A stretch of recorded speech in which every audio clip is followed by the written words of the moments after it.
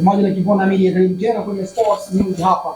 Sisi pekee mnapata habari za michezo hapa nyumbani na hata nje mpaka Tanzania. Ninaitwa Nixon Mwangeni, mzee wa Red Card. Niko hapa na Rashid Shaban Chembe, the heavyweight champion. Nyuma kamera ni Clay, ambaye anafanya kutoka kwenye lens ya kamera yako, kuleta kwenye TV yako, kwenye simu au kompyuta ambayo wewe unatumia kuitazama. Niko hapa na Mchome kama nilivyokuambia. Mchome, tumeona taarifa ya bodi ya ligi imetoka. Tumeona mkeka umetoka pale, baadhi ya waamuzi waweza kufungiwa na wengine kushushwa kabisa kutoka ligi kuu kwenda madaraja mengine. Ukiangalia kwa namna ambavyo waamuzi wamefungiwa, wengi wamefungiwa kutokana na michezo ambayo amehusika sana Yanga, kwa maana kwamba Yanga na mpinzani wake. Unadhani au unaona ni kama kwamba Yanga wananufaika sana na maamuzi ya waamuzi ya kibinadamu ya waamuzi wa ligi kuu soka Tanzania bara? Yes. Unadhani Niki, baada ya taarifa nimekuwa nikifuatilia mtazama mtu kama Abdallah Mwenye Mkuu ameshushwa kabisa daraja, lakini makosa ya kibinadamu ambayo yamenufaisha Young Africans, mchezo dhidi ya Namungo, penalty ambayo alitoa, lakini pia alikataa penalty ambayo Namungo alistahili, ambapo Damaro alicheza madhambi kwenye box. Ukija ukitazama Mpanga naye alikataa goli ambalo Selemani Mwalimu alifunga. Pengine hizi ni mechi mbili ambazo Yanga angekuwa hajanufaika na pointi 3 katika matokeo ya Namungo, lakini pia angekuwa amepoteza pengine na mchezo dhidi ya Simba Sport Club kama Sele angefunga. Unaweza ukaona marefari wawili wamepata hiyo kadhia mara baada ya kupoteza umakini katika huo mchezo. Unaweza kukubali kwamba wamekuwa kinufaika zaidi na maamuzi ya waamuzi kutokana na hawa waamuzi, lakini pia kuna namna unajiuliza kwamba wenyewe wamekuwa wakizungumza baadhi ya kauli ambazo huwa zinaleta utata. Tuliwahi kumjadili hapa mtu kama Abasi Tarima ambaye alikuwa akilalamikia scouting ambayo Yanga wameifanya, akizungumza kwamba hajaridhishwa na namna scouting ambayo imefanywa, lakini pia akisema kwamba anaamini timu itakuwa bingwa mwisho wa msimu.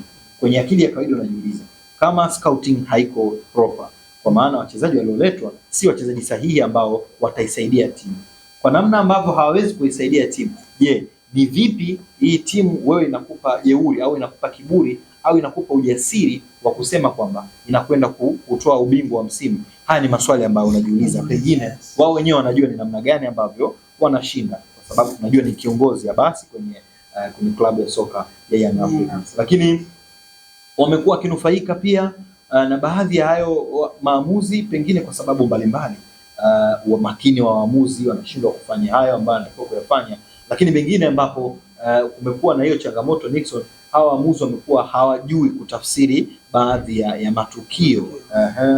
Kuna matukio yanatokea, kuna muda inaweza kusema ni makosa ya kibinadamu au ametumika, huenda ikawa si kitu ambacho kimetokea, lakini ni yeye ameshindwa kutafsiri kwamba hili tukio kwa sababu ya hivi lilivyotokea, mimi natakiwa nilitafsiri vipi na vipi ni hukumu. Hiyo nayo imekuwa ni changamoto kwa waamuzi wetu, lakini pia changamoto nyingine ni kwenda na movie ya mchezo, kwa maana ya tukio linapotokea uwepo pale na uweze kung'amua kwamba hapa kilichotokea natakiwa ni hukumu hiki, mpira uweze kuendelea. Lakini kwa swali lako, ukitazama kwa baadhi ya matukio ambayo yamekuwa kuinufaisha Young Africa, pengine naweza nikasema amenufaika kwa sababu pointi 3 walizozipata dhidi ya Namungo, pointi 1 waliyopata dhidi ya Simba Sport Club ni pointi 4 ambazo wamenufaika moja kwa moja na makosa ya kibinadamu ya waamuzi. Naweza nikasema moja kwa moja kwamba Yanga ananufaika na makosa ya waamuzi. Sasa kwa hilo Mchome, waamuzi kufungiwa, kurejeshwa tena kuchezesha ligi mbalimbali, unadhani nini hasa kifanyike kwa hao waamuzi ili tu kuweza kuendeleza pale ambapo ligi yetu iko kwenye ubora barani Afrika? Kipi hasa kifanyike? Cha kwanza ni kuhakikisha na boresha maslahi yao. Wajue kabisa kwamba hawa watu wanahitajika kupata posho zao kwa wakati. Hizo changamoto zimekuwepo, watu wakidai, tunaambiwa huyu anadai. Kuna wengine ligi ya wanawake iliripotiwa kwamba misimu miwili watu hawajaokota na hakuna taarifa yoyote. Kwa maslahi yao yaboreshwe, kwa sababu Nixon, mtu ambaye hapati maslahi yake kwa wakati anaweza kutumika kivyo vyote, kwa sababu huyu mtu ukimwekea huu mzigo kwamba nataka nipate pointi 3 na mzigo huu hapa, na akiangalia kile ambacho alistahili kukipata hajakipata, kwa moja kwa moja unaweza ukamtumia na akakupa kile ambacho wewe unakihitaji. Lakini kitu cha pili, waboreshe semina na kuwakumbusha sheria mara kwa mara katika vile ambavyo vinaboreshwa na maboresho ya kanuni na sheria ambazo zimekuwa zikifanywa, kwa sababu kuna muda tumezungumza hawaendi na move. Kuna muda muamuzi anakuwa kwenye eneo sahihi na yuko pale na anashindwa kung'amua kwamba hili ni kosa na nilihukumu vipi. Haya hapo yanatokea, tunayaona. Kwa hiyo kwa kiasi kikubwa anashindwa pia kwenda na hayo ambayo anafanya. Lakini kikubwa kingine pia ni kuwa na ufuatiliaji.